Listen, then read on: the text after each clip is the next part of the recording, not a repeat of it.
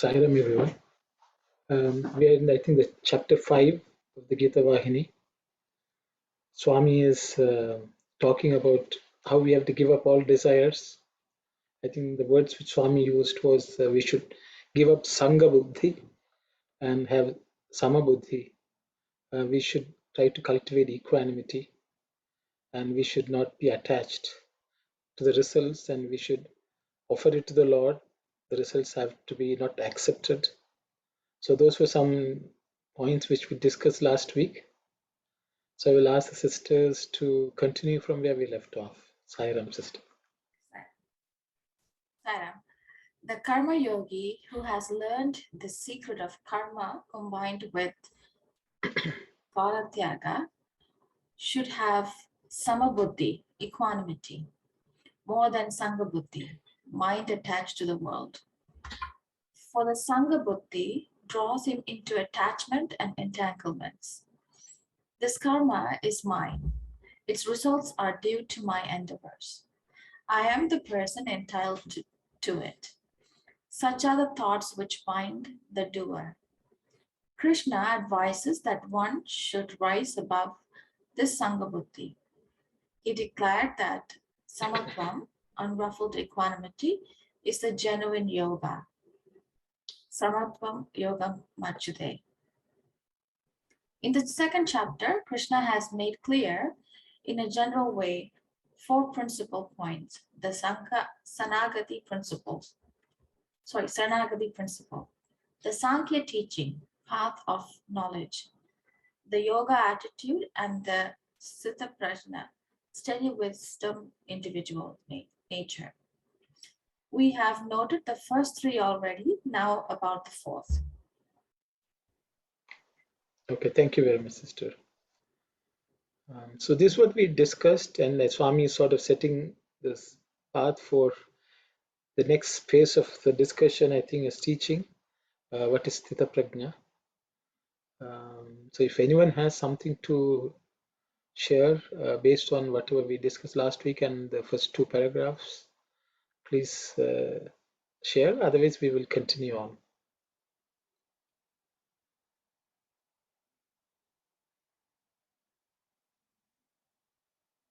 Okay, I think sister, maybe you can read on, because if there's anything.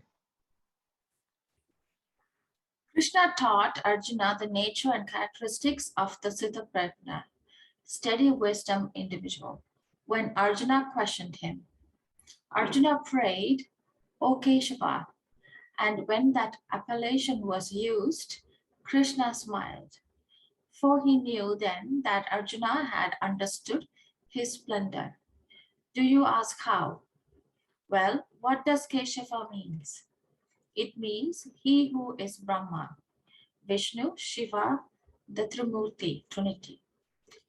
Through Krishna's grace, Arjuna had reached that stage of realization.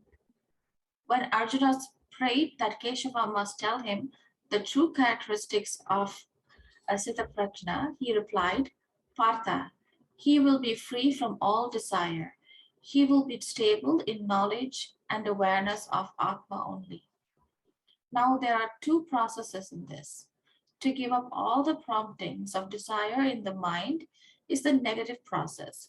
To implant joy, ever-present joy therein, is the positive aspect.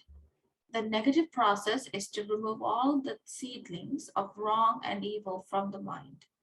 The positive process is to grow in the field of cleansed, thus the crop of attachment of God to God. The cultivation of the crop you need is positive. The plucking of the weeds is the negative stage. The pleasures the senses draw from these objective worlds are weeds. The crop is the attachment to God. The mind is a bundle of wishes. Unless these wishes are removed by their roots, there's no hope of destroying the mind, which is a great obstacle in the path of spiritual progress. When the yarn that comprises the cloth is taken out, one by one, what remains of the cloth? Nothing. The mind is made of the wrap and woof of wishes. And when mind vanishes, the Sthita Prajna is made. Thank you very much, sister. So I think that's quite a bit Swami has covered. So we will go paragraph by paragraph if everyone is fine. So in the first paragraph, Swami is talking about Arjuna calling him Keshava. I think, and it's the paragraph in English says Krishna smiled. In the Telugu, Swami is using the word Pakkanu Navvadu. Navvadu means he gave out a laugh. Pak, in Tamil we'll say Pak and Sirichinam, it's something like that.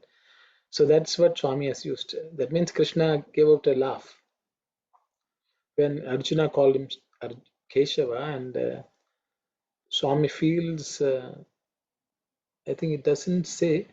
See, he knew then that Krishna has understood his splendor to some extent. That's what the Telugu says. Because Arjuna realized or remembered or recollected who Krishna was to some extent. That's why he used that name of Keshava.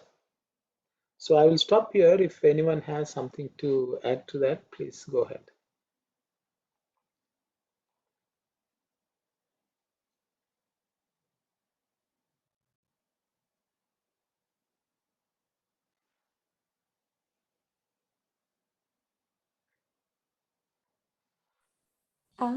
Sorry, I know that Swami is saying that Keshava means Brahma, Vishnu, Shiva. Can you explain just which parts of the word mean what?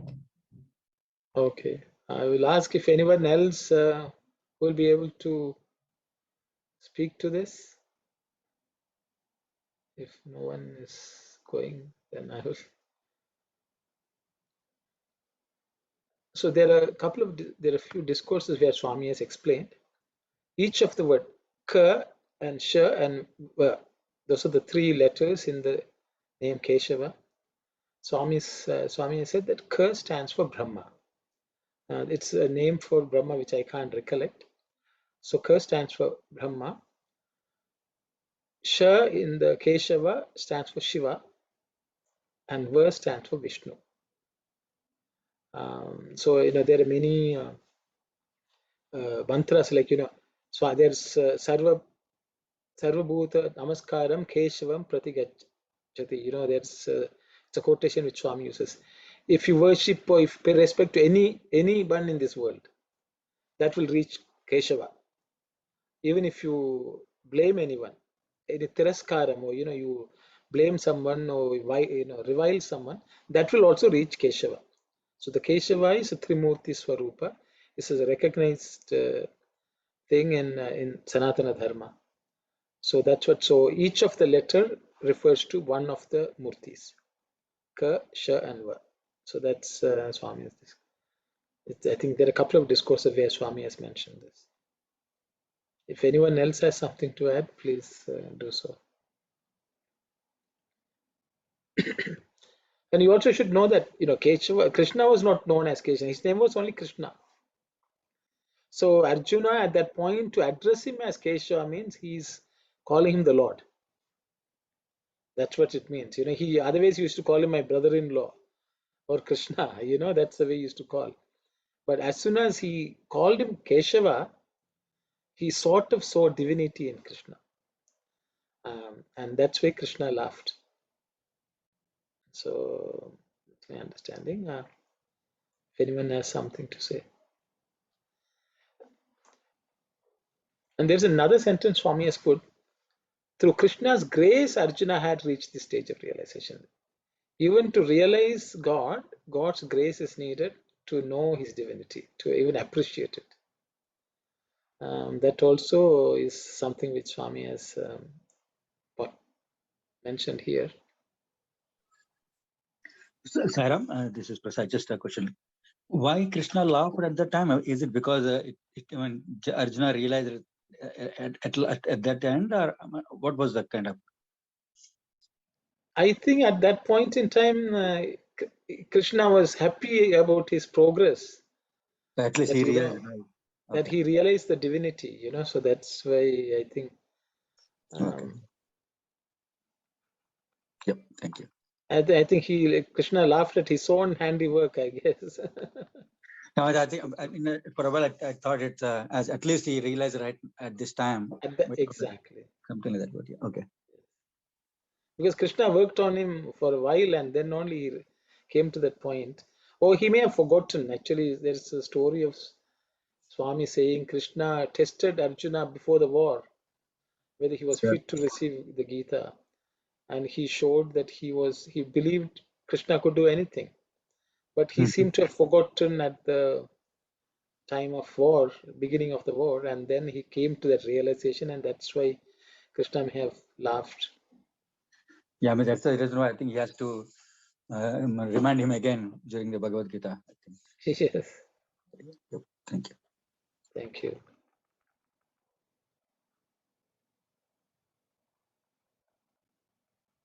Anyone else has something to say? If not, we will go to the next paragraph.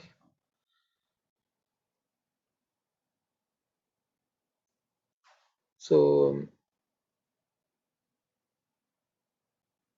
Swami has just narrowly described a quick definition of who the Sthita Prajna is. One whose Prajna is very steady.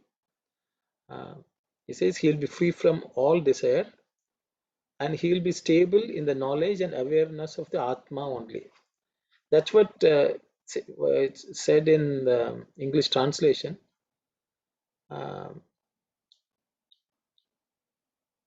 But I thought, in Telugu, Swami is nicely saying, I'll just quickly read if it's okay. ఇంతటి స్థితికి అర్జునుడు వచ్చినాడంటే దీనికి కృష్ణుని అనుగ్రహమే కారణము. That's what he says. If Arjuna had reached this state, the only reason for that is Krishna's anugraha. Then his grace. స్థితప్రజ్ఞుని లక్షణములను తెలుపుమని కేశవుని ప్రార్థించగా పార్థ మనోగతాలైన సర్వ వాంఛలను సంపూర్ణముగా ఎవడు వదలి. So whoever completely removes all desires, which is the work of the mind, ఆత్మయందు ఆత్మలలో సంతోషించువాడై ఉన్నాడో, one who will be one with Atman, and he will be completely santoshinchami, he's completely satisfied or he's happy in that state of Atman. Attivade sthita prajnalu ani cheppava. So he's saying one who is completely engrossed in the Atman and who is happy there in that state, who is deriving all happiness and joy in that state of Atma, and who has completely removed all his desires, that person is sthita prajna. That's the way Krishna is. And I think in the next paragraph, he is going on to talking about the two processes, which are both essential in the spiritual path. One is you have to remove all that is negative and you should plant something which is positive. Swami is using with Dvamsaka and Vidayaka. Those are two words he's saying. One is just destroying one, and then you should implant or plant something. And both are needed, Swami says, for us to reach. So I will stop here. Anyone would like to share or discuss something, please go ahead. Sorry, I think it's Sthita Prajna in this case. I was thinking mostly like one who doesn't affect for the pleasure and pain. I mean, equanimous kind of. That's what he was trying to stress it, I guess. Yes, brother. Yep. Yes, please go ahead. So, brother. So, no, by the brother Prasad, he was. I think I cut him off. Sorry. Sorry, no, I was just telling. I think that's what I meant when you were reading the Telugu version. I felt that's what he was even not destroy. I think no pain, no pleasure. It's just a stable, and he is able to he looks Atman in everything, good or bad, and enemy and friend, everything. That's what. Thank you. Yes, brother. Carry on, uncle. Thank you. Sir. Yeah. I think do you, brother Prasad? I think you are Telugu speaking, I guess, no? Yeah, I'm from Virginia. Do you have Telugu Geetha Vahini? Not with me. If you are, I can forward. I can read it if you want. Yeah. I can forward you Telugu version if you send me your email address or something. Can you put it? Yes, I will contact you later. Sure. I'll touch base. Thank you. Sir. Okay. Because I have a PDF version, Telugu. Okay. Or Word document I will send. So it will be very useful. I am an amateur Telugu reader. So I was about to ask you, but thank you. Thanks for offering. thank you. Yes, Brother Dasan, go ahead. Okay, so Sayam brother, I like to add to your point also. So the Siddha Prajnana is Swami talking about the Atma. So Atma is, everyone knows, Sat Chit Anand. So definitely we know there's a stable knowledge is there, awareness is there. Because Yes. of that one, the bliss does not come from the worldly things. This bliss is always come from inside. So the worldly sense or pleasure or anything, it doesn't affect the Atma. So there's no duality. Thank you, Saira. Thank you very much, brother. Thank you. Sister Ananthi, you want to share something? Particularly, I want to mention something about the third paragraph. Swami has indicated that, or Lord Krishna has indicated that to become a Siddha Prajna person, Lord Krishna has explained two processes. Just like you mentioned, that to give up all the promptings of desire in the mind and then to implant the Atman therein. Can these processes be done simultaneously, or should it be done in the order given? First, we have to remove all the promptings of the desire in the mind. Then we have to implant the Atman therein. The reason I am asking, we may have thousands of desires in our mind. So if we want to remove one by one, and after weeding out all the weeds, then only if we can maybe implant the Atman therein, we may not be having one life cycle to just to weed out. It may not be enough. Then how can we have to wait for multiple cycle of birth to implant the Brahman itself, or we can do something simultaneously. But the wording from this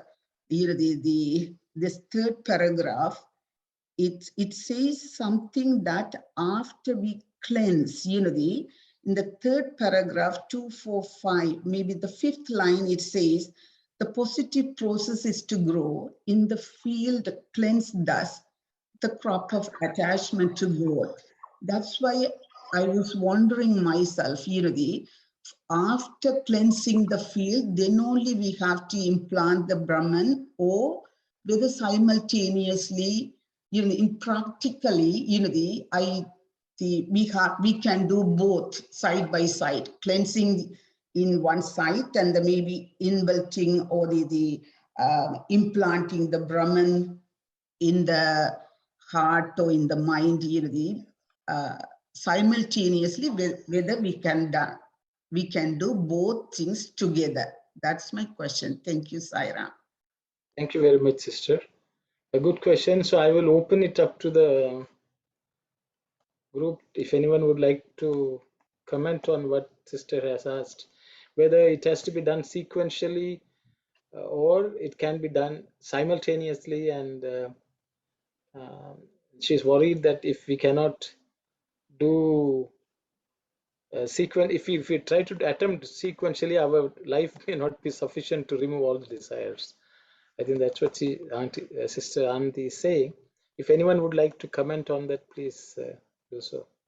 Saram, Prasad again. The way I was contemplating that, I think similarly, like we say, removing of darkness is light, right? It's with the same contact relation. I mean, if for us to install Brahman is nothing but the God, and Swami always says we all the embodiments of love, divine love, right? We ourselves are like, the moment we clean up ourselves, the rest left out is the God. So that's kind of it's kind of removing all the sins and all the bad things would bring out the godly thing outside within. So that's when we will call ourselves as by a completely installed Brahman. So I was thinking in that context. It's there's nothing. It's not exclusively coming from outside. It's more like cleaning ourselves will end up living with the God within. That's how I interpret. Thank you, Sarah. Thank you very much, brother. Anyone else would like to share your thoughts, please? Yeah, Sai Ramana. So, Sai Ram. so it's something like as we go towards east, we are traversing away from the west. So it's like going towards the sun, going towards east, going towards God. Attachment to God simultaneously means detaching from the world. And that example, Swami had mentioned this earlier, but again, a little more elaborate here. It's like this thorn of desires is there. Let's say we are walking somewhere, a thorn enters our feet, and there's no other appliance or the thing that is available to remove the thorn. So Swami would say that with the help of one thorn, you remove this thorn that has got embedded into us and then throw both the thorns. So in the ultimate sense, we have the desire for the world or whatever that comes with as a thorn that is embedded. And then we use this other thorn, which is, I shouldn't say thorn, but the analogy alludes to that, which is actually desire or attachment to God. We take that, we remove this thorn, and then we throw that thorn also. So ultimately, that thing of desire for God also goes away. So in this context, of course, we are talking about desire for God, which will remove the other desires. So in essence, traversing towards east, going towards God simultaneously means going away from the west, going away from the desires. So to me, it is a simultaneous process. The more and more we love Swami, love Bhagawan, and try to do things thinking what will take us closer to Swami, what will help us be always having him in our mind and having him closer to our heart, will ensure that the other desires slowly fade away. That's what I would say in my understanding. Thank you, Saira. Thank you very much, brother. Thank you. Any other thoughts, please? So, Salam, brother. Yes, brother. So, my thought is you have to completely remove the desire, because the desire, first of all, we have to look at the attachment. From the attachment, you get the desire. Desire bring the anger. Anger will kill your intellect and your buddhi. So once you caught up with that one, your spiritual life is gone. That's what the main reason for this one. You have to control the mind, where the mind is working from the desire. So you have to practice for that one. If you have bad things in your mind, you have to do the good sadhana, then it will remove whatever brother said before.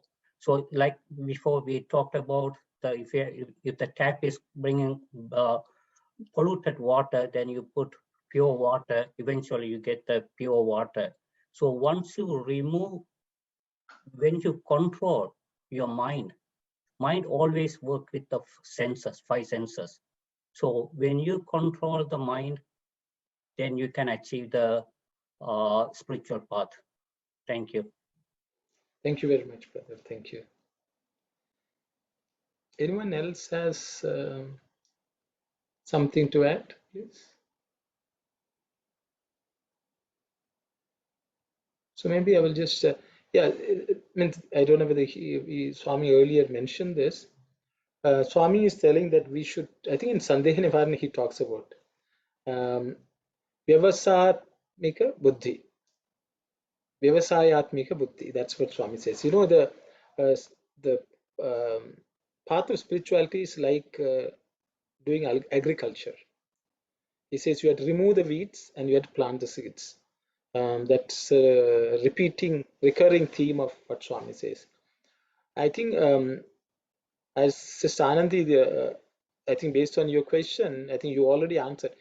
To some extent, we have to remove the weeds before we can even plant some seeds, because if there's no room, we cannot plant anything. So I think anyway, that activity has to proceed. Removing of weeds to some extent, we have to start earlier. And then the fact that we are planting seeds itself will reduce the amount of weeds which grow in a field. Though the weeds may not completely go away, but the number of weeds which will, because there won't be much room for the weeds to grow also, which is what Brother Sai Satish and Brother Dasan also were sharing. So I think we can start at some point planting good seeds.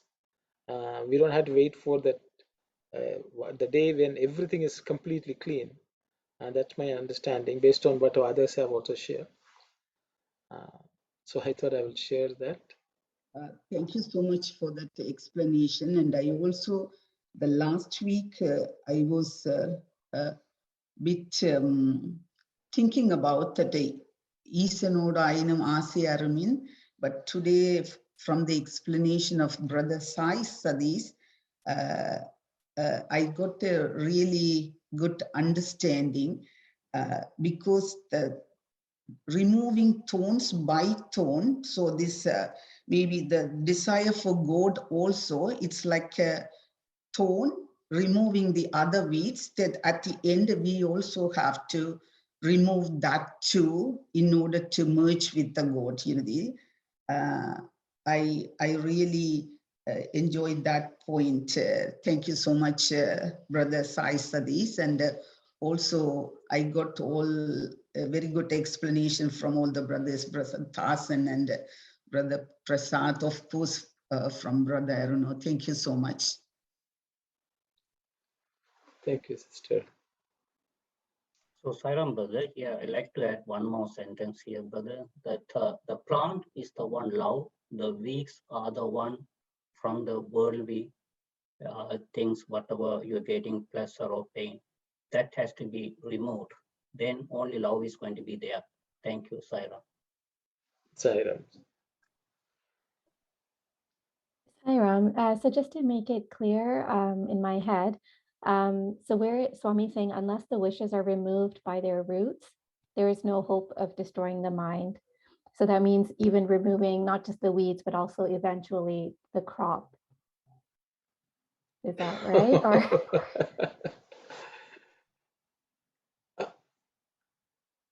so the wap and woo of the fishes, that's what you are talking about? right, like so we were talking about the thorn and the other thorn. So it's like we remove the weeds first, but eventually after we grow the corn and everything, we have to remove the corn as well. Is that? Yes, I think the mind, I think that's what Sai Satish was referring to. Even that thought has to be given up, because the thoughts are in the region of the mind. And the mind is always an obstacle. Though it's an aid to some extent, it can become an obstacle at some point. It has to be fully stilled.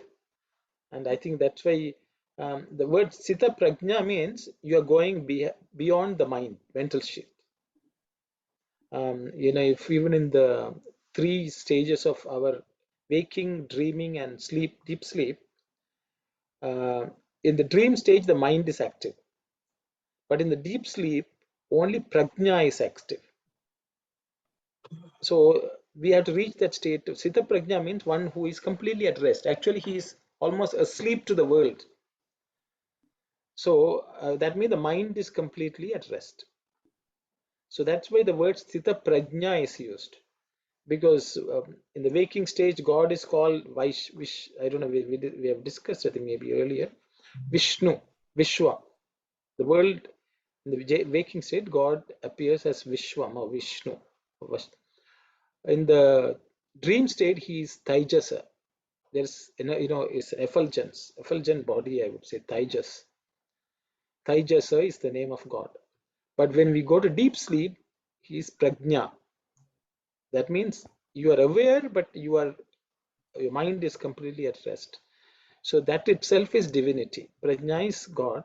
So we are actually fully resting on that Prajna, which is God. So that means we have transcended the mental sheath. Manomaya kosha is transcended, and you are in Vijnanamaya kosha. So at that point in time, yes, even the thought of God itself not there, because that's not needed. That's my understanding. And again, just for my own understanding, like, so is a Stita Prajna, is that the same as like a Jivan Mukta or like a Jnani? So, I am not qualified to talk about it, I guess, but my understanding is that you are in the Vijnanamaya kosha, because the Jivan Mukta has even gone beyond that, and he is one with God. He is in the Anandamaya kosha. You see, he is just enjoying just Ananda. But I think it is a step in the right direction. It's my understanding, but I will open it up for discussion, because Jivan Mukta is in the state of Turiya. There's Jagrata, Swapna, Sushupti, which is Prajna. Then you go into what's called Turiya. In that state, you are one with God. So that is where a complete Jnani is. But Siddha Prajna state is a state to get to that point, is my understanding. This is equanimous state of mind, you can say. I think if we go to that stage, I think we should not worry too much, I think. Anyway, I will open it up for discussion. These are my thoughts. Anyone else who would like to comment on this, please? Please go ahead. So, Sairam, brother, can we tell the Siddha Prajna, Siddha Prajna mean is a Atma. Everyone is a Atma. So everyone can hold that name Siddha Prajna. Only thing, because of the mind and because of the delusion, we are not understanding we are Atma. So Archana also Siddha Prajna, we also Siddha Prajna, but we don't understand. Thank you, Saira. Thank you very much, brother. Sairam, what I was from the sister's question, Swami always says, right, true meditation is having a blank mind. I mean, mind's job is to think something, but obviously to get to the stage, we try to focus on one particular thing instead of having multiple things going through the mind. That's how we start meditating. But the final destination should be where mind stops thinking anything. That's what I think when you were explaining, Brother Arul explaining in the when you was dream is also having some sort of activities going on, but nothing happening in is what we are deep sleep, right? In the deep sleep is what the duration when we kind of connect with the God. But if we don't we don't remember anything, but connecting with the God, but still remembering the kind of having that pleasure is what the true state is, that we all try to go there. So I think to sister's point, I think what we need to try is to not to have anything going through the mind. Those are the things that we need to start eliminating one by one. When we get to the state when the mind is completely blank, that's when we are kind of one with God. There's nothing else going on. For us also, it's Atma came from the same Swami, right? So, but we pack it up with all of the stuff during the process of growth. And when we remove all one by one and just back with the empty mind without having anything, that's when I thought it's merging with the God. That's how I kind of interpret this. Yeah, thank you very much, brother. Thank you. Swami also gives the name Amanaska to that stage, one who is without mind. So that is the state where we will be in Siddha Prajna. Yeah. Yeah. Now, just adding to that, actually, there's a it's a little strange, because to describe what is beyond the mind using the mind and the senses is a little difficult because because anything we say limits or puts a boundary to that. So that is one aspect. And secondly, when sister was mentioning about the corn, I was thinking, whose field? The field itself or the land itself Yes. ceases. Yes. So one is the weed, one is the right seed and the corn, and I think at that stage, uh, the field itself loses identity.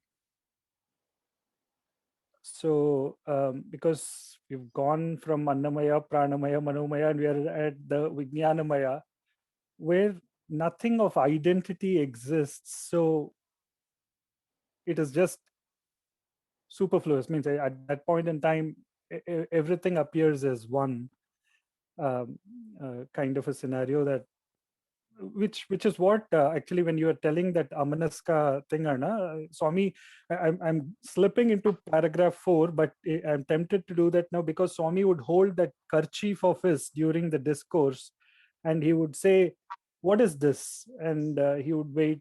Sometimes people would say, or Swami himself would say, this is a kerchief. No, this is actually not a kerchief. It's a bundle of thread. And then he would say, no, actually, it's not a bundle of thread. It's finally made from that cotton. So he would say, if you finally take it to that level of cotton and thing, there is no longer, the kerchief doesn't exist anymore. So the mind ultimately at that level does not exist. So everything. So individually examining each of those, because mind, as Swami says, is a bundle of thoughts, examining every thought, being a neutral witness, makes that thought or that desire lose its existence. And finally, examining every such thought, it's like unfurling the mind, which is clumped up with these thoughts, and then examining every thought.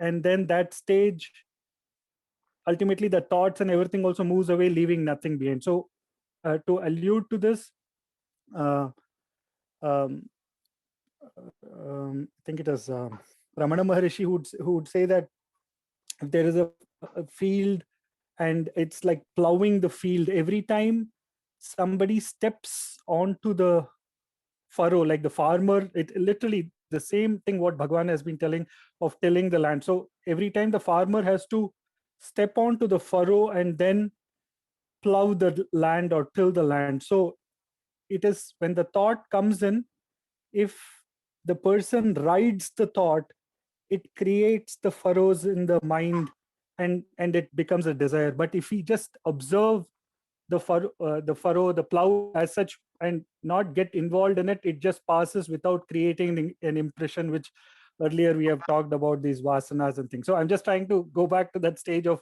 amanaska and just observing things without getting entangled in it. And the beautiful example of farmer and tilling the land is being used by avatars and sages to explain this concept. So just came to me as this discussion was on. Thank you, Sairam. Thank you, Sai Satish.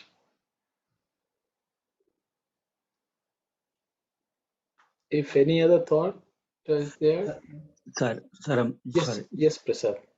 Just to add that brother's conversation explanation thing, I read somewhere. I think his job is to think, as and when one after another, the couple of items comes into the mind, but the moment you ignore and not extend that thought, mind will try to find another thing because we are not disturbed with that. So obviously, that doesn't have enough energy. I mean, for the lack of a better word, mind doesn't have enough motivation. This guy is not even worried.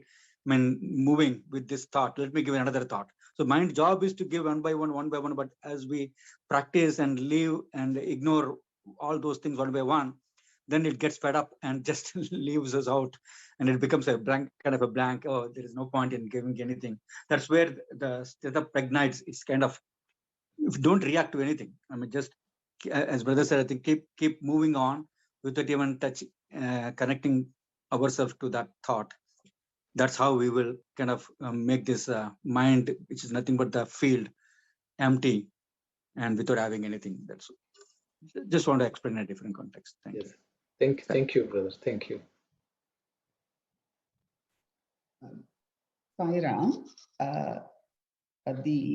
I have one more clarification before we move further. In couple of paragraphs before, I believe in the starting of today's sessions, we read about Krishna has made clear in a general way 4 principal points. That is, in that paragraph, we have listed first Saranagadi, second Sanghya teaching, third self-control, and the fourth one is the Siddha Prajna. What is the difference between the second and the fourth? Second, in my understanding, second also, Sanghya teachings mainly teaches, or that is the philosophy of renunciation from the bonds of worldly existence. So that is that Sanghya teaching and the Siddha Prajna, it's like overlapping things, or completely both are different concepts. Sanghya teaching and the steady integral spiritual wisdom, that's the one currently we are discussing about the Siddha Prajna. These two are entirely different concept, or it's an overlapping, or it is related. Saranagadi, I can understand that is the absolute surrender, and self-control also, that is our mind control. This second and fourth, my question, whether they are interrelated or completely two different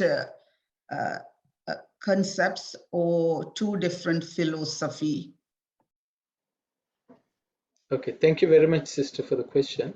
I will again open it up for anyone else who would like to discuss this. How does the fourth one, which Swami is describing, which is Sthita Prajna's principle, how is that different from the Sankhya principle? Are they related? I think that's the question from Sister Anandi. If anyone else would like to comment on that, it'll be nice. Saram, this again, Prasad.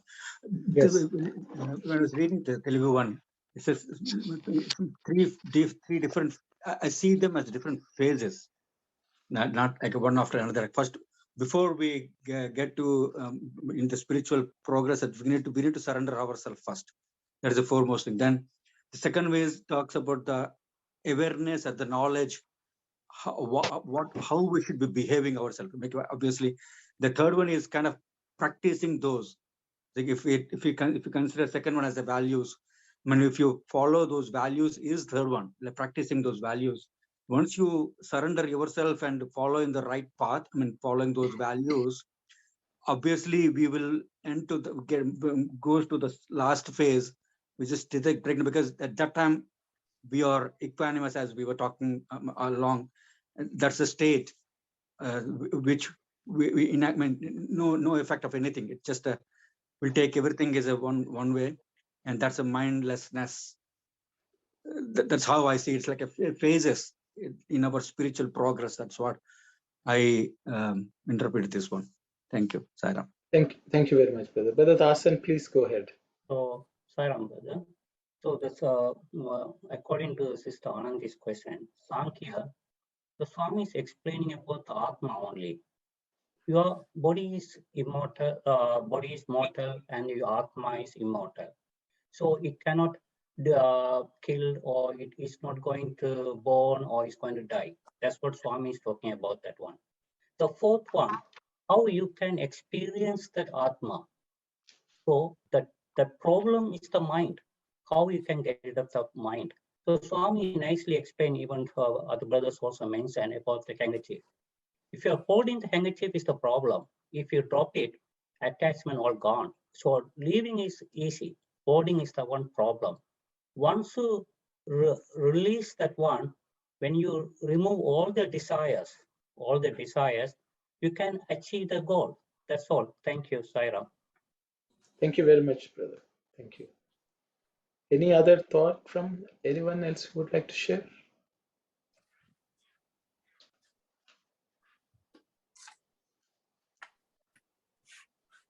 So maybe I will just comment on it. The other brothers have already nicely explained. Just to say, the Sankhya teaching is realizing that we are not the body, we are not the mind, we are not the senses. Because the Sankhya principle is, Sankhya means to count. So what Krishna does is he enumerates different parts of us, our body, the senses, the mind. All of them are completely changing all the time. And Swami, the Krishna in the Sankhya, using Sankhya Yoga tells, you are that Atman, which is none of these. That is the knowledge. So that is to establish what, at least in academic perspective, who you are. You are the Atman, you are not the body, you are not the mind, you are not the senses. So that is the Sankhya teaching in a nutshell. But once you get to that, then one thing is to understand it. Then the second one is to experience it, which is the state of Sthita Prajna, where you, after you understand the knowledge and once you cultivate yoga attitude, then you come to a state of steady Sthita Prajna, as I think Brother Prasad also said, it is a continuous process, it's a different stage. Once you come to that stage, you become a complete Amanaska without any thought. So that is the fourth stage. And I think it has to start with Saranagati. First, surrender to the Lord. Then you realize that you are not the body. Then whatever you are doing, you offer it to the Lord. Don't expect the results. Then you come to that final stage where you are completely desireless. Completely desireless. So that may be the final stage. So I think all of them are related, but they are taking us further and further closer to the Lord, is my understanding, sister. So so your point is right. They are all related, but slightly different manifestation of that. So because of the negating analogy, that's why they also call this Sangya philosophy as a naked philosophy of Hinduism or something, because of the negation. It's not a body, it's not a mind. That's the reason they call it naked philosophy, the Sangya philosophy. Naked, you say naked philosophy? Yeah, that's what when I look at in that, to understand a bit more in that, the Sangya philosophy, they say it's a naked philosophy of Hinduism. Maybe. I don't. So actually, Sankhya means to count. So what the Sankhya philosophy does is it calculates the number of principles.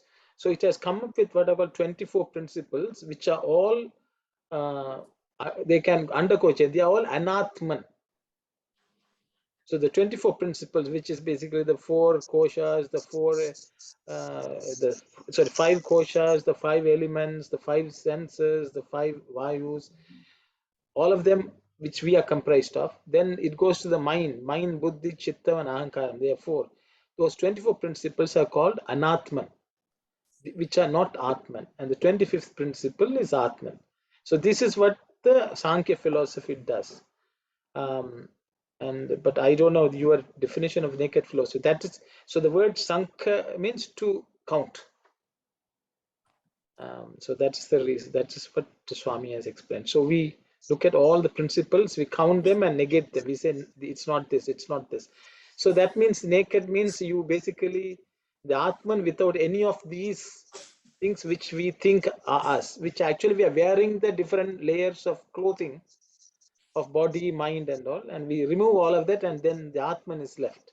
So that that's why they are calling it naked. Possibly, that's what I understand. You remove all the vestures which you wear. Thank you so much. I don't know. I Sai just Ram. want to ask you a favor. Can you repeat that 4 stages of equanimity? Sharanagati. No, the 4 stages. Swami says first you surrender. Prapatti is the word For Swami has used. understanding, First one is Prapatti. you said first one is understanding. Sharanagati. Surrender. See, Arjuna, from when he was woken up, he said, Krishna, I surrender to you. You know, now you take over. You know, that's what Arjuna did. So that was the first stage in our spiritual growth. Then Krishna explains to him, okay, you have surrendered, but you are not the body, you are not the Atman, you are not the mind, but you are the Atman. That understanding or knowledge is Sankhya knowledge. Then you give up all the fruits of actions. Karma phala tyaga, which is Swami calls karma yoga. That it, buddhi yoga. Swami uses the word buddhi yoga. Oh, yoga buddhi. I think that's what he has used. Then the last one is sthita prajna. That is an unruffled state. Where we are just permanently fixed in the prajna.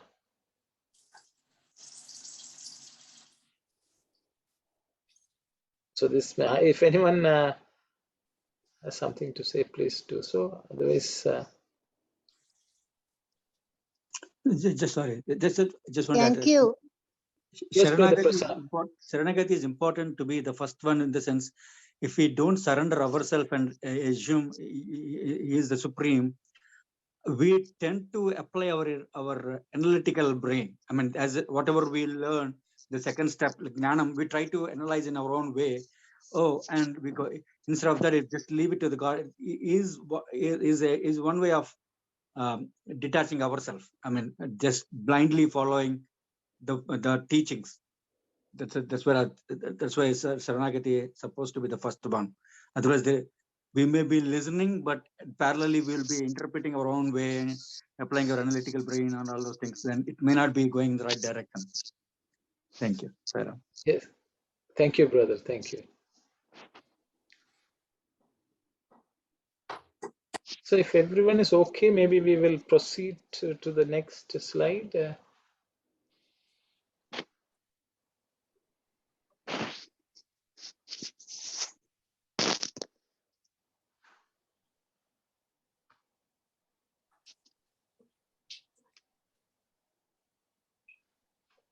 I think Sister Narmada.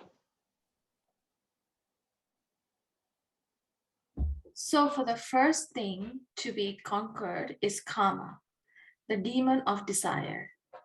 For this, it is unnecessary to wage a huge war. It is also unnecessary to use pleasing words to persuade the desire to disappear. Desires will not disappear for fear of the one or for favor of the other. Desires are objective. They belong to the category of the seen. With the conviction that I am the seer only, not the seen. With the not the seen, the Sthita Prajna releases himself from attachment. By this means, the conqueror's desire. You must watch the working of the mind from outside it. You should not get involved in it. That is the meaning of this discipline. The faculty of the mind is as a strong current of electricity. It has to be watched from a distance and not contacted or touched. Touch it, you are reduced to ashes. So too, contact and attachment give the chance for the mind to ruin you. The farther you are from it, the better. But skillful methods, you have to make the best use of it for your own welfare. The bliss which the Sthita Prajna is immersed in does not arise from external objects. He has no need of them either. Ananda is in everyone, as part of his very nature. Those with pure consciousness find the highest bliss in the realization of their own reality, the Atma. That joy is sambhadyam, self-earned, so to say. It is known only to the individual. It is self-evident. Thank you very much, sister. So again, Swami has packed a lot of material, so we'll go paragraph by paragraph. So Swami is stressing again, we have to get rid of desire or karma. And he says, you can't, it will not disappear if you just wish or, ask, politely, we have to work on it. So I will stop there. If anyone has any thoughts to share about the first paragraph, please do so.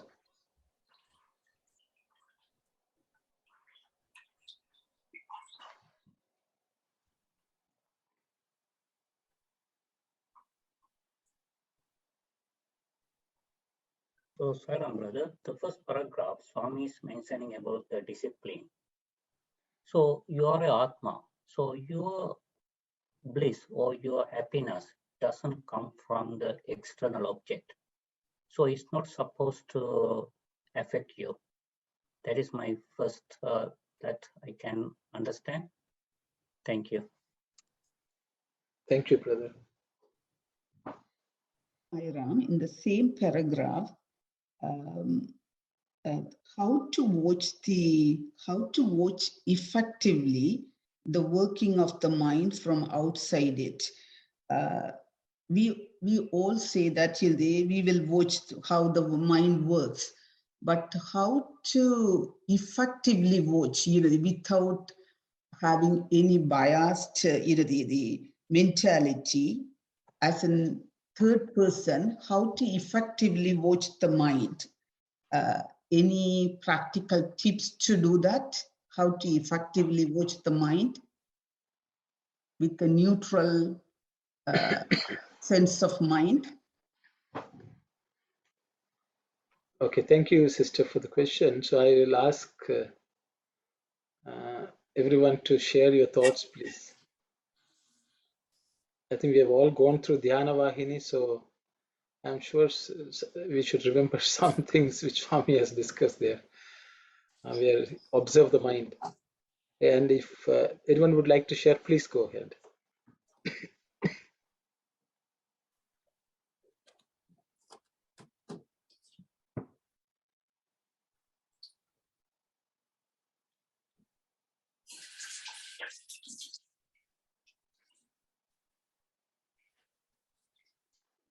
Okay, no one is. I think everyone is. I think everyone has become Amanaska, so there is no sharing of thoughts. Brother Dasan, go ahead, please. So I don't want to interrupt all the time, brother. So we have to understand, if anyone asks what is the fastest in the world, is it light or sound? No, the mind is the fastest one. So Swami says, don't believe on the bubble of the body. It can disappear anytime. Same thing, the monkey mind, don't trust on that one. So trust on the Atma, what is your conscious says. So Swami saying several times, practice the desire, try to detach from the desire. With the grace of Swami, you can achieve that one. Thank you, Sairam. Sairam, brother, thank you. Anyone else would like to share your thoughts, please? Yeah, Go ahead, brother. I will wait. After you, sister. Sairam. No, I was just saying, I don't know, does it make sense? But some practical, because I just think everything, how it affects me. I remember a conversation I had this morning with my husband. We want to buy something, and then I was asking, and we were just discussing what it is. It's a need or the desire, and we concluded it's a desire. And then he said, okay, so what's if we are not going to fulfill our desires? We have earned and all of that. So we basically dissected that thought, and then we concluded actually to fulfill that desire, it may feed our ego. So I am thinking to watch how your mind works. I might say desire, but when we really stooped, analyzed everything, And we felt, oh, you know what? Indirectly is going to feed our ego. So I'm thinking that's how you watch your mind, how it's working. It might seem simple, but you have to really watch from the outside perspective, how my mind is working in a subtle manner, but how it's feeding other qualities, bad qualities or vices, which is not needed in our spiritual progress. Sorry. Thank you very much, sister. Thank you. Anyone else would like to discuss this or comment? Yes. Sarah, in this paragraph, I think Swami was trying to describe the happiness for the sthita prajna. I mean, through the atman, the blissfulness, the atmanandam is like a happiness for to be a blissful. None of the external, I don't know, but the external items would make the sthita prajna happier. I think sthita prajna is one who is not affected with anything else. We already discussed that. I think the bliss for that particular state of mind person comes from within. Basically, that means the way I was thinking, just make sure we are not even impacted with anything else. That's staying in the same state. That's what we need to try. I think not to deviate from that. Once you're in sthita prajna, the bliss comes from within. I mean, nothing else adds from outside. Now the ball is in our court. We need to put our efforts, making sure we are staying in that state. So that's where it continue to give us the happiness. I think that's why in that paragraph is trying that it doesn't come from the outside, it's within, that we need to practice self-control, all those things would play a role here to keep continuing that state of mind, sthita prajna state, which is the last step. That's yeah, just want to say around. Thank you, brother. Thank you. Anyone else would also add to this? Yes, and I just so it is said that the origin of both the thought and the breath are the same place. So when we want to still the mind or observe our thoughts, one of the easiest or simplest of ways is take a deep breath, kind of a thing, which usually is told to everybody whenever we are anxious or fast moving. Take a deep breath. So the process of just stepping back, taking a deep breath is a process of just stepping back, slowing down, and observing what is happening. Because many times we get entangled in it, and as we are entangled in it, it's difficult to observe. And if you have to watch something and be a spectator, we have to step a little back, and taking that step back to play that neutral witness, breath is a means. So in the sense, just if you were to go into a reflective thing and take maybe 5 to 10 slow, get into a slow breathing pattern, that could be a tip. I'm just putting some things on the table here. So because once I've heard this, like Swami has said that if for 11 seconds, if we do not think about anything, we are in that plane of Chitta Prajna. But the problem is once we say 11 seconds, the mind thinks, oh, when is 11 seconds going to get over?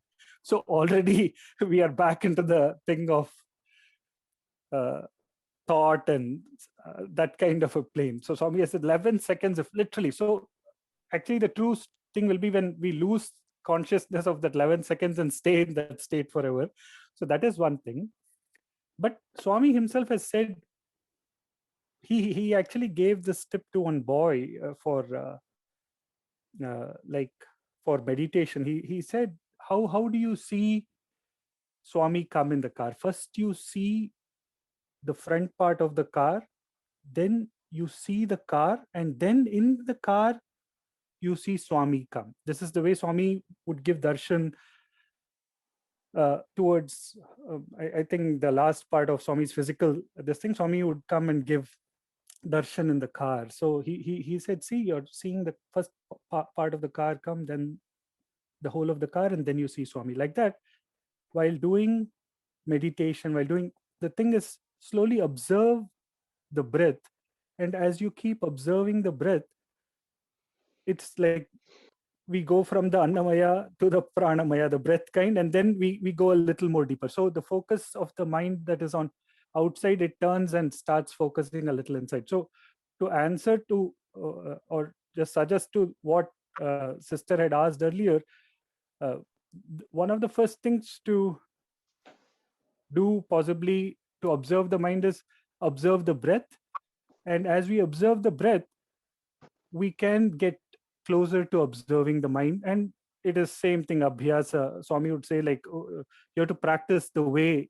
If you want to be in front of Swami in a particular way, give him a kerchief, give him a letter. He would say, practice it, do it in your room, do it in your hostel. So when you're in front of Swami, we are able to do it in that way. So that way, I think when we keep practicing and be a little more reflective, step a little more back, be a little less entangled, I think that could serve as one of the points to go forward to observing what is happening.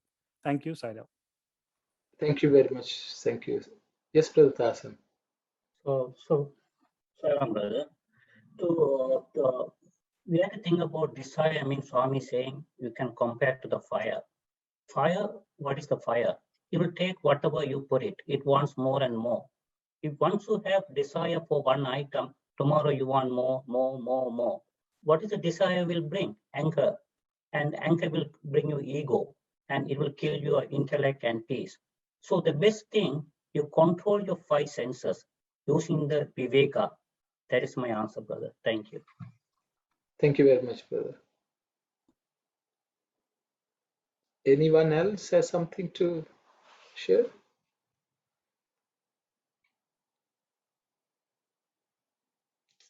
Okay, maybe just to keep the conversation, maybe I will also share what I was listening and I was thinking. See, I think the fundamental problem we all have is we think without the mind we cannot operate.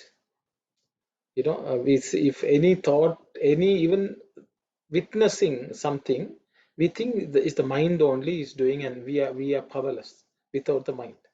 I think that's a fundamental issue we have. But we do not realize that whenever our mind is thinking, our mind is thinking, we are actually outside of it. But the problem is we are so involved with the mind that we do not know which is the mind, which is the buddhi, which is the ahankara, which is the chitta. So there are four functions of the mind, and we think we are all that. But we do not realize that there is, we actually stand separate from them, all these, and that's how we are observing. Even if a thought comes with a desire, one side of the mind will say, no, I want this. The chittam will say, last time I had it and I enjoyed it. Then the buddhi will say, no, this is not good for you. Then ahankaram will say, no, I want it. You know, these are thoughts which continuously come up in our mind. But we are actually observing these. But the problem is we think it's us who are thinking. It is our desire, our will. So we do not even separate ourselves from the mind. So meditation becomes an easy path where we practice it. We just sit quietly and just watch the mind. And then realize which is the mental activity and which is we observing the mental activity. That's what I think Swami is saying. You stand apart. Don't think that you are thinking. It's a mind which is thinking. Mind is an outsider. Think like that. And then you will not be affected. Because on this point, I thought I will share some. There are many times students have sometimes complained to Swami, I'm getting these bad thoughts. What do I do?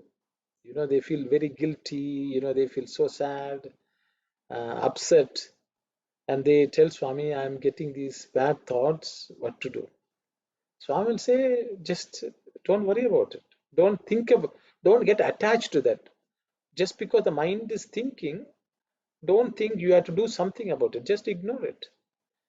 Because the thoughts come because of food, because of other input which goes into you. Cut them out, and don't identify with that thought and think, I will, even if the thought comes, I'm not going to do anything about it. Don't empower the thought. Even if a desire to eat something comes, I will say, okay, let's go and eat to this mind. So if we say, I'm not going to come and eat, then the mind will drop the desire. I think Brother Prasad was telling, if you don't pay attention, after some time, the mind will, like a small kid, I want this, I want that, it'll keep on telling. You just keep quiet for some time, then the kid will just lose interest in everything and keep quiet. So I think the mind is like that. But I think that's what Swami says, stand outside. That means we should not go along with the thought and act the way the mind is dictating.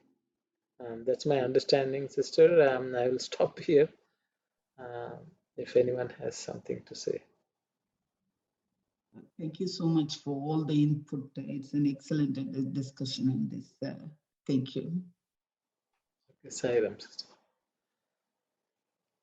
See, Swami is talking, I think the same topic is being sort of discussed in the second paragraph also. Swami says, if you watch from a distance, don't contact it, don't touch it. As soon as you touch, you're gone. He says, you're reduced to ashes. That's what happens to us. A desire comes and we go and touch it, and then we are slave to that desire. And I think that's what Swami is saying. Anyone else would, the farther you are from it, the better, Swami says. So anyone else would like to comment on, this discussion and this paragraph here?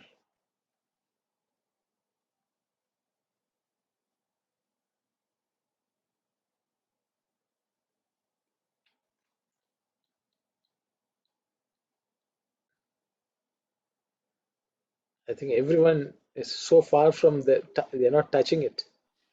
So I Or will very go to the close. next. Or very close. Brother, is just on the first paragraph, maybe I didn't get desires are objective. They belong to the category of the seen. I don't know. Am I diving deeper, or what does it mean actually? I didn't get it. Desires are objective. They belong to the category of the seen. I think that what we were just discussing, sister. See, we are able to see the desire. That means we are separate from that. So they don't belong to us. It's just like, I am seeing my hand.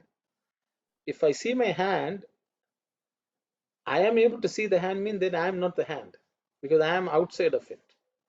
But if we identify our body as ourselves, we will see I am looking at myself. Oh, okay. Okay. Yeah. So, but the hand is a seen thing, Okay, so that means yeah. you are not that. Mm. Swami says the only thing which you can't see is the eyes cannot see themselves. Of course, in a mirror you can see the eyes, but the eyes otherwise cannot see itself. So the same way, it is outside of you. So you are not that. I Okay, think that's that's what we were what discussing. Okay, yeah. that's what we Okay. discussed. If anyone else Thanks. has something to add to this, please go ahead. So, Saram brother, can we take it like this? If you look at if you look at the Prakriti, it's a divine. So, same thing, you are Atma.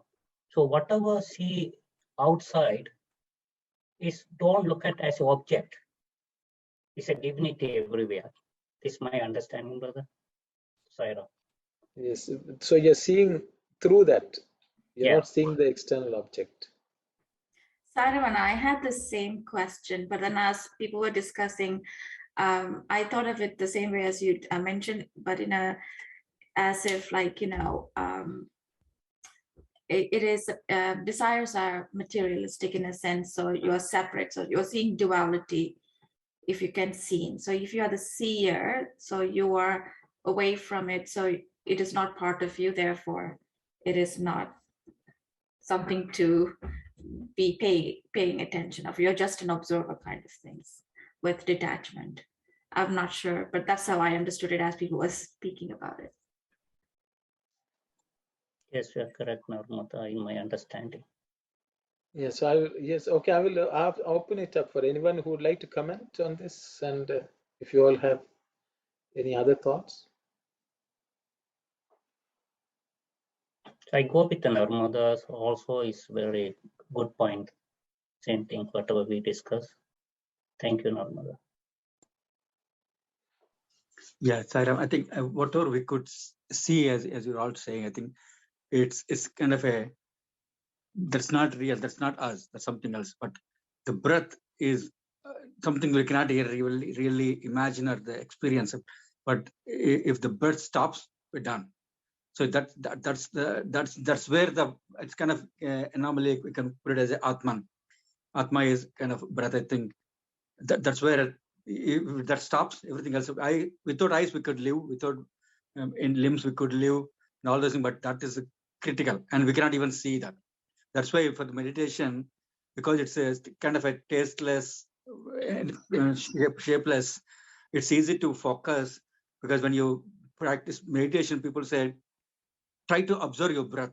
That means we try to focus, you have to deeply try to put inside to try to give a shape or a smell to that breath, which is kind of a neutral. So that's where your mind is already kind of occupied to try to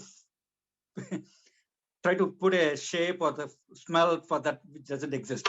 So that's where your mind is kind of focused without having any other interpretations. That may be the best way to keep in the meditating state. That's why people, maybe that one reason why people may say try to observe, which they cannot really observe. They're putting in it wrong, where you can't really do anything. Yeah. Thank you, Sairam. Thank you very much, brother. Thank you. Yeah, so the whole thing is we are in this duality world, and we are trying to get over the dual world. And I think again, going back to the analogy, we had to use the thorn to remove the thorn. You know, we had to use the instruments we have to remove them. So it's a bit of a challenge. And I think ultimately, as Brother Dasan and Sister Narmada said, when we feel that we are all one, then all this vanishes. Then none of this matters. Then we only see the Atman. You know, until then, whatever's anatman, we just say this is unreal. It changes. So Swami wants us to be just observing them as witnesses, and but don't attach yourself or don't contact. So that's so it takes us to the third paragraph. You know, I think we'll just spend a little bit. It's 4:19, maybe about 5 minutes, and we'll close that for today. Swami says, you know, the Sthir Prajna, then it doesn't look at the external. So he's just happy that he's the Atman, just dwell on that. And he enjoys bliss, the highest bliss, which is not dependent on anything external. Swami wants us to cultivate that. Self-earned, swasampadya. So I will open it up for any comments from others. So, Sairam, brother, as a nature, you're born with love. So you have to develop the love. So we don't need to depend on the external object. That's, we think external object only bring in the temporary love. That is all temporary. But we have to depend on our nature, which is the bliss. Thank you, Sairam. Thank you very much, brother. So, you know, we were talking about Vijnanamaya Kosha. Swami has now taken us to the Anandamaya Kosha also. So anyone else would like to comment?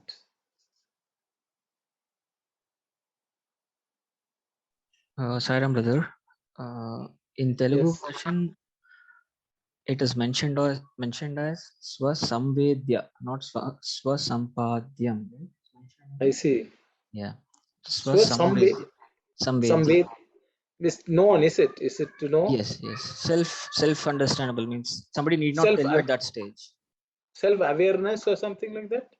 Auto aware, at that stage, you need not tell that this is the state I am in, but it is already understood by yourself. Samvedya. I see. Swasamvedya. Very nice. Yeah, in Telugu, they were saying that for the one who is in Sthita Prajna state, the happiness doesn't come from outside. That means, I was saying before, it's already in a neutral state, it's not in undisturbed, which leads to many other things. The only way the happiness stays there is to learning, like keeping in the same state. Like that means Swa Samvedya is the way I felt is the person is already in that state, unique equanimity state. And what else can make the person continue to be in the happy state? Staying it means realizing it. I'm already there. Let's keep focus. That kind of I give that as a keep self motivating in a colloquial word. Self motivating yourself. I'm already there. Just keep going kind of stuff. Instead of just looking outside, it's already giving a self boost. That's how I kind of interpret in a colloquial way. Thank you. Thank you. Yeah, so it's something for us to, say sometimes the translations, don't do full justice. It's good that you all brought it up.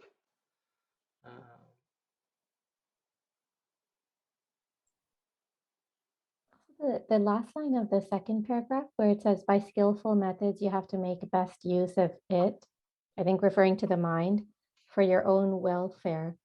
So when it's saying your own welfare, is that meaning like our own spiritual welfare or progress? I think that's my understanding. I will ask the brothers who are looking at the Telugu version. Yeah, it says the outsiders cannot feel it.